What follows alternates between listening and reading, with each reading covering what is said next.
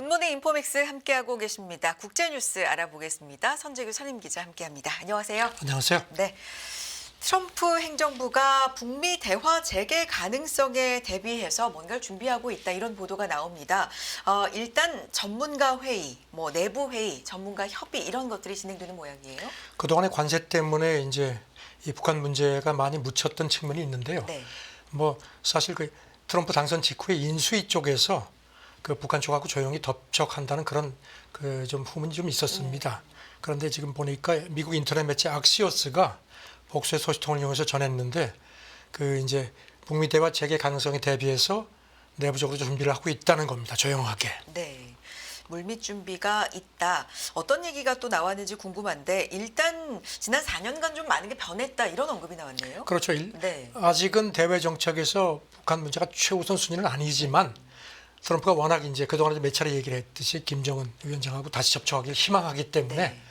국가안보팀이 물밑에서 조용히 준비를 하다가 이제 본격적으로 좀 움직이는 것 같은데 미국 고위 당국자가 악시오스에 지난 4년 동안 많은 게 변했다.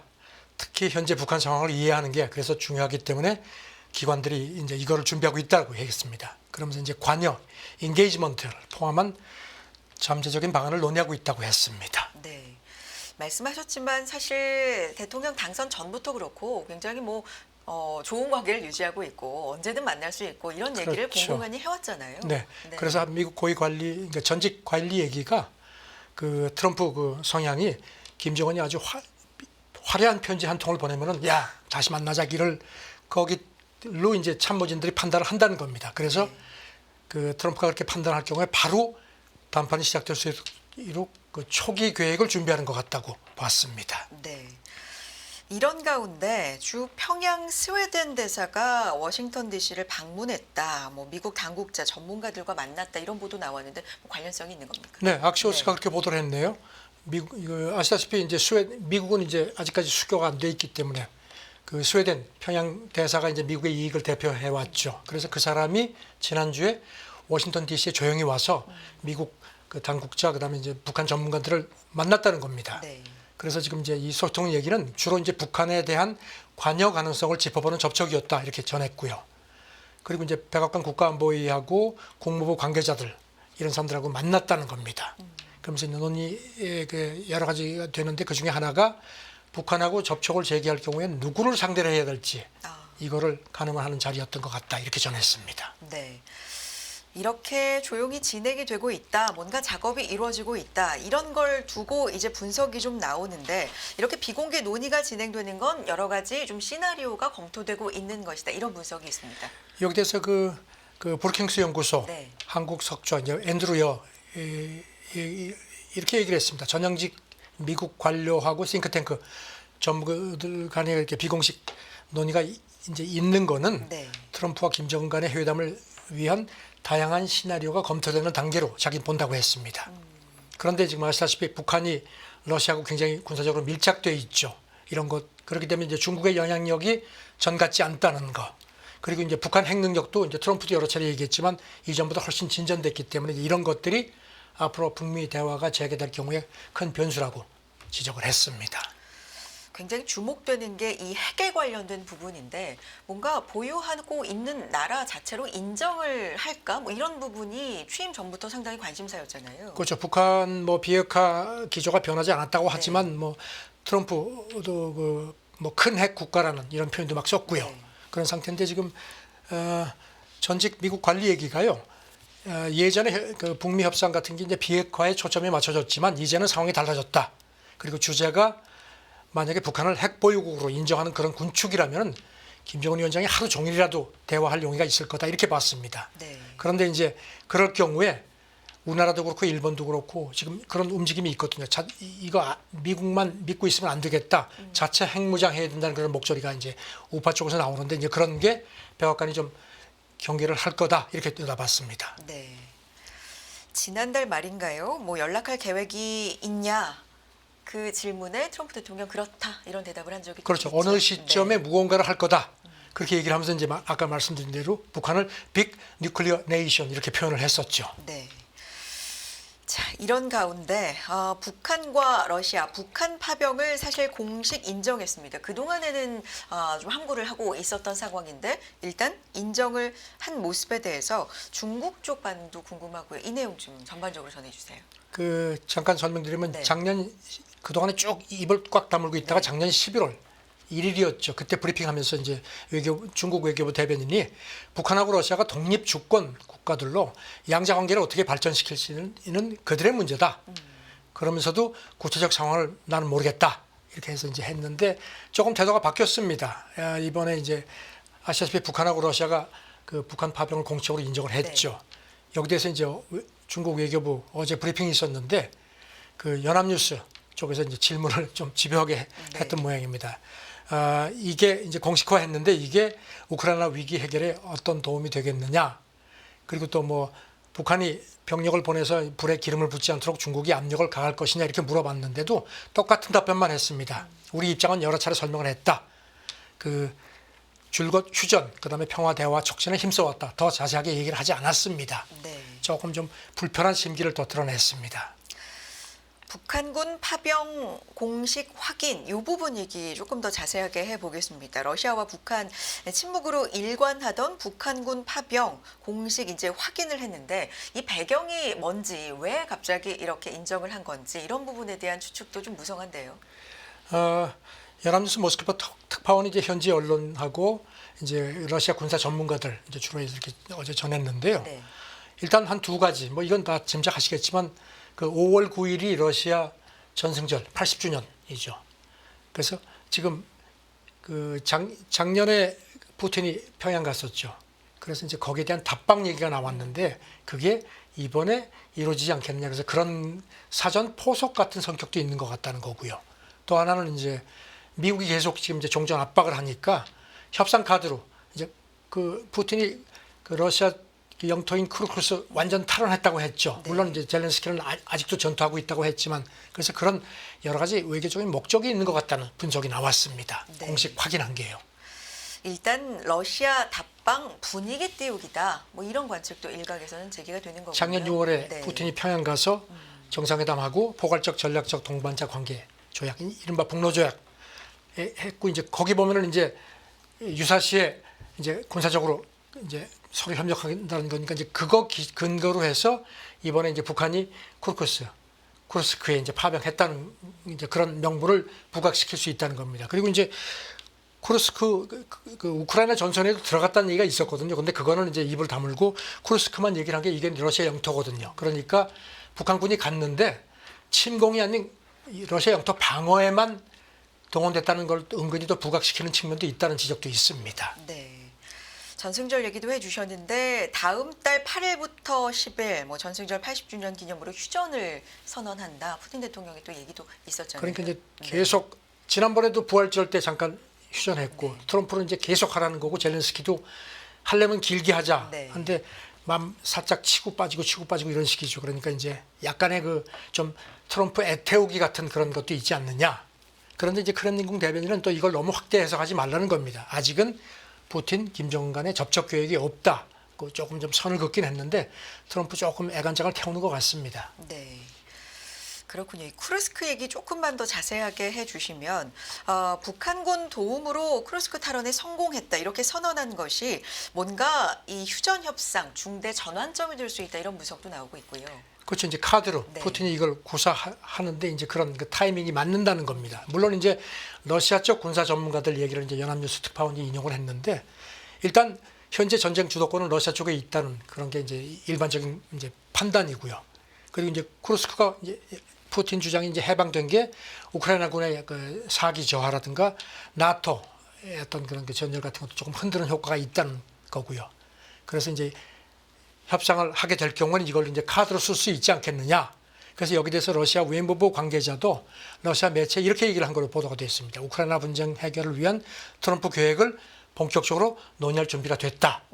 그러니까 이제 그런 어떤 그 협상의 카드로 쓰려는 그런 측면도 강하다는 겁니다. 알겠습니다. 요 흐름은 또 새로운 내용 나오는 대로 전해주시고요. 여기까지 듣겠습니다. 다음 내용으로 넘어가 보겠습니다.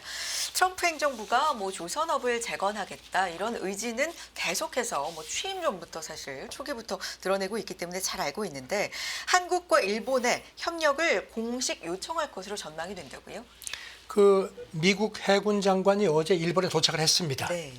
그래서 이제 그 방위상 만나고 일본 기업 관계자들도 만났을 겁니다. 그리고 이제 조선소도 간다고 합니다. 이 사람이 이제 존 펠란 장관이 그 워싱턴 DC에서 출발하기 전에 일본 기자들을 만났습니다. 그래서 네. 동맹이자 세계 조선업 2, 3위인 한국, 일본하고 협력해서 미국 조선업을 부활시키겠다. 이거는 이제 트럼프도 그동안에 얘기를 했었고요. 그러면서 그 조선 수요, 이제 미국의 그 수요도 높이고 유지하면서 이제 기술 혁신, 뭐 비용 절감을 위해서 요게 이제 포인트 같습니다. 군용으로 유사시에 개조가 가능한 상업용 선박 건조를 일본하고 한국에 제안할 예정이다. 이렇게 밝혔습니다. 상업용 선박인데 군용으로 개조가 가능한 상업용 선박을 일본에 제안할 지금 것이다. 미국이 이제 군함이 많이 네. 중국에 비해서 많이 부족하다는 지적들이 많거든요. 그리고 이제 또 일본 재계에도 미국 조선업에 투자해달라고 요청하겠다. 네. 그런 하면서 이제 특히 그 미국 함정들이 이제 수리조선이죠. 이제 고치는 거. 네. 그걸 이제 일본이라든가 한국에서 이렇게 하는 것도. 이건 사실 큰 시장이거든요. 여기 보니까 연간 한 20조 원 정도 규모입니다. 네. 이것도 하겠다. 그러니까 이제 그게 이제 자기들한테 그게 이제 어떤 의미에서 카드죠. 네. 그렇게 얘기를 했습니다. 조선업에서도 이제 유지 보수 MRO라고 하고 우리 시장에서도 좀 주목을 많이 받는데 이런 부분에 대한 강조도 했고요. 그러면 일본과의 이제 관련 회담에 대해서 모든 옵션이 테이블 위에 있어야 된다 이런 언급도 방문 중에 이제 했다고 전해진다. 어떤 뜻일까요? 예. 그리고 네. 이제 거기다가 그 대통령 이제 트럼프죠. 트럼프가 자기한테 미국이 협상 주도권을 잡아야 된다 이런 메시지를 문자를 보냈다는 겁니다. 네. 그러니까 이제 그 한국하고 일본이 조선업은 뭐 미국보다 훨씬 앞서 있죠. 그러니까 끌려가지 말고 네가 확실히 주도권을 잡아라 네. 이런 식으로 얘기를 했다는 것도 아주 그대로 얘기를 했습니다. 네. 그리고 이제 그 미국 조선업에 상당히 지금 위기감이 있다는 점을 시인을 했습니다. 그러면서 전환점인 지금 즉각 조치가 필요하다. 그래서 조선업 분야에서 특히 뛰어난 한국, 일본 동맹과의 협력이 필수적이라고 했는데 이거는 띄워주면서 이제 압박하겠다는 얘기 같습니다. 30일 그러니까 내일은 우리나라 한국을 찾아서 조선소를 또 방문한다고요? 지금 네. 우리나라하고 미국하고 이미 그 함정 유지 보수 정비 협정이 체결돼 2023년에 그 마련이 돼서 지금 한화하고 현대중공업이 지금 이미 그 계약을 맺고 있습니다. 이제 그거를 더 강화하겠다는 겁니다. 이게 이제 우리한테도 이제 시장이죠. 그 니케이는 그 특히 이제 한국에 중국에 이은 세계 2위 조선 강국인데 특히 그래서 이제 앞으로 그 미국하고 관세 협상하는데 이거를 카드로 쓰려고 하는데 그래서 이제 그런 것하고 맞물려 있다는 지적도 했습니다. 그렇군요. 어제 같은 경우도 우리 시장이 좀 지지부진하고 코스닥은 좀 빠진 가운데에서도 조선 관련된 종목들도 신고가를 형성하기도 했었는데 관련된 뉴스들도 좀 체크해 볼 필요가 있어 보이고요. 다음 내용 넘어가 보겠습니다. 트럼프 행정부 사우디에 우리 돈으로 143조 원 넘는 무기 판매를 타진 중이다. 이런 보도 나왔습니다. 백악관에서 이제 중동 그 사우디 뭐 카타르 뭐 이렇게 삼국 방문한다고 얘기를 했죠. 네. 여기 대해서 그 로이터가 전했습니다. 1,000억 달러, 우리 돈으로 143조 원어치 무기 판매. 여기는 이제 사우디가 오랫동안 관심을 보여온 F-35도 포함이 되는 모양입니다. 네. 그리고 뭐 록히드 마틴, 뭐 레이시온, 노스라 그루먼, 제너럴 아토믹스 같은 이제 미국의 그 방산 기업들이 뭐 대거 이제 팔려고 하는 모양인데 트럼프가 이제 총대를 맨 것 같습니다. 근데 트럼프 대통령 방문 중에 요 F-35 구매 계약 체결될 가능성 뭐 크지 않다 이런 분석도 있네요. 그러니까 이걸 아마 저 트럼프 이제 사우디가 목을 매니까 조금 카드로 쓸 것 같습니다. 그 기억하시겠지만 트럼프 일기 때죠. 2017년에도 사우디 한 10년간 한 1,100억 달러어치 무기를 팔기로 계약을 했었습니다. 그런데 그 이듬해죠. 2019년에 기억하시겠지만 가시쿠지 그 반체제 언론인 암살 건 때문에 미국 의회에서 제동 걸고 이래가지고 그래도 그때 트럼프가 막 그냥 무기 판매를 강행해서 논란이 많았었죠.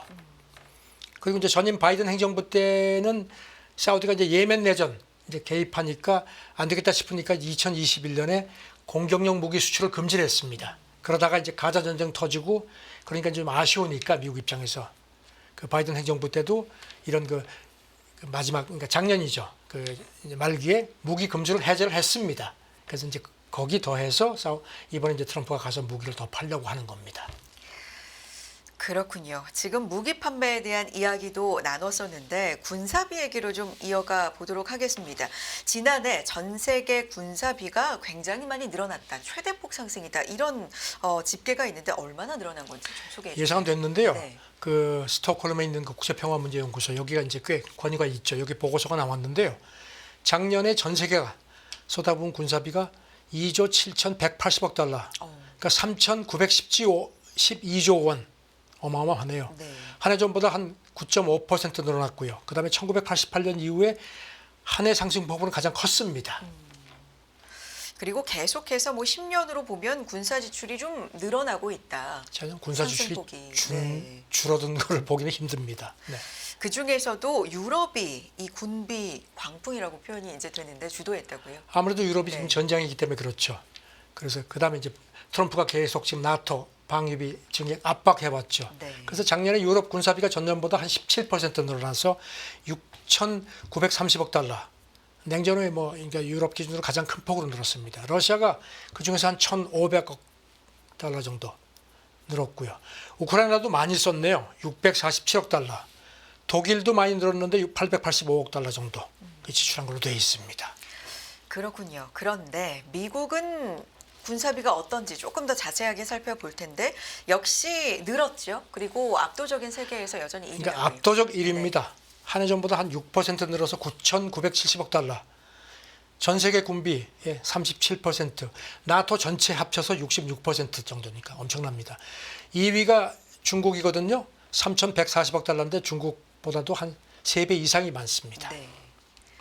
그 뒤는 뭐 러시아, 독일, 인도 이렇게 순으로 좀 이어지고요. 영국, 사우디 이렇게도 나오고 있습니다. 우리는 어떻습니까? 일본이 네. 553억 달러. 네. 그러니까 10위에서 이제 마지막이었고요. 우리가 바로 그 다음입니다. 11위 476억 달러. 우리 북한은 지금 아예 조사 대상에 포함되어 있지 않고요. 네. 지금 이제 중동 같은 경우도 이제 가자 전쟁이 지금 계속되고 있는데 이스라엘 같은 경우가 이제 465억 달러 한 해 전보다 65% 증가했습니다. 그리고 반면에 이란은 군비가 10% 줄었네요. 79억 달러. 아무래도 제재 때문에 좀 지출 여력이 좀 이렇게 줄은 것 같은데 이 연구소 얘기는 정말로 전에 없는 수준으로 늘었다. 지정학적 긴장이 심각한 것을 거듭 뒷받침한다고 그렇게 강조를 했습니다. 그러게요. 이런 숫자로 봐도 얼마나 지정학적 긴장이 좀 아주 고조가 됐었는지 이거를 좀 방증하지 않나라는 생각이 들고요. 다음 내용 넘어가 보겠습니다. 중국이 체화지능 로봇을 만들어서 세계 시장의 70%를 점했다. 물론 중국 당국자에 이제 강조했긴 네. 한데 어떤 내용입니까? 이게 이제 이른바 휴머노이드 로봇입니다. 그러니까 네. 사람 모양을 하는 로봇이죠. 이제 체화지능이라는 게 이제 실제 환경하고 상호작용하는 신체를 가진 인공지능을 얘기를 하는 거거든요. 휴머노이드. 그러니까 네. 중국이 이제 중국 그 공업정보화부 당국자가 이제 얘기를 한 건데 작년에 한 100종류 정도의 체화지능 로봇을 만들어서 세계 시장의 70%를 점령했다. 그러면서 생산, 공급, 판매를 통틀어서 갖고 있는 건 우리밖에 없다. 이렇게 강조를 했습니다. 그렇군요. 휴머노이드 뭐 제1회 이런 로봇 대회도 열렸다고요? 마라톤 네. 대회도 하고 뭐 경기도 하고 뭐 이런 걸 뭐 계속 축구도 하던데. 예 네. 하고 있습니다. 그 이제 그 중국 그 관영 영어 매체 글로벌 타임스가 이제 이거를 집중 이제 보도를 했는데요. 네. 특히 광둥성 선전에 있는 그 도봇이란 로보틱스 그 회사의 그 아톰이란 로봇을 주목했습니다. 이게 보니까 이제 이렇게 무릎을 곧게 펴고 사람처럼 그거는 세계 최초의 회사 쪽 얘기는 이제 풀 사이즈 그 휴머노이드 로봇이라고 하는데 뭐 뭐든지 한다는 겁니다. 뭐 상자도 조립하고 우유도 따르고 악수도 하고 꽃배달도 하고 다양한 걸 하고 있는데 이 회사 얘기는 작년에 뭐 80개국 이상이 한 8만 대 이상 이런 그 협업 로봇을 수출했다고 밝혔습니다. 네. 양회에서 어떤 부분을 명시하는지 이게 이제 전체적인 방향을 알 수 있으니까 상당히 중요하게 생각이 되는데 여기에도 이 로봇 명시가 된 거잖아요. 그렇죠. 작년 네. 그러니까 지난달 3월이죠. 그때 6세대 이동통신하고 이것하고 AI 스마트폰 같은 게 이게 이제 이거하고 이제 체화지능 같은 중첩 육성 분야를 명시를 했었죠. 네. 지금 보면은 전문기관 분석은요, 중국의 그 체화지능 시장이 지금은 한 82조 6천억 원 규모인데 2027년 정도면 한 125조 원 정도로 늘어날 거로 그렇게 내다봤습니다.